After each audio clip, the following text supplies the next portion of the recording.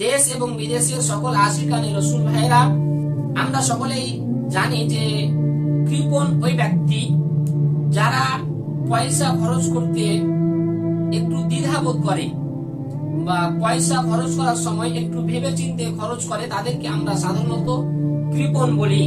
প্রকৃতপক্ষে কৃপণ কে? এই বিষয়ে হাদিস শরীফের মধ্যে এসেছে, যে হাদিসটি তিরমিজি শরীফ এবং মিশকাত শরীফের মধ্যে এসেছে, যে হযরত আলী রাদিয়াল্লাহু তাআলা আনহু বর্ণনা করেন যে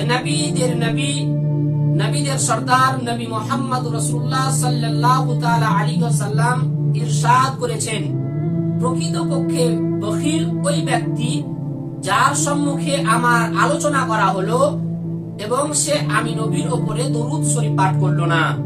তো প্রিয় ইসলাম দরদি ভাইরা, আপনারা বুঝতেই পারলেন যে প্রকৃতপক্ষে বখিল বা কৃপণ কে? যেই ব্যক্তি আমার নবীর উপরে দরুদ শরীফ পাঠ করবে না, মানে যেই ব্যক্তির সম্মুখে, যাদের সম্মুখে আমাদের নবী সাল্লাল্লাহু আলাইহি সাল্লাম এর নাম নামা হলো এবং যদি কেউ দরুদ শরীফ পাঠ না করে, তাহলে সেই ব্যক্তি হলো প্রকৃত কৃপণ।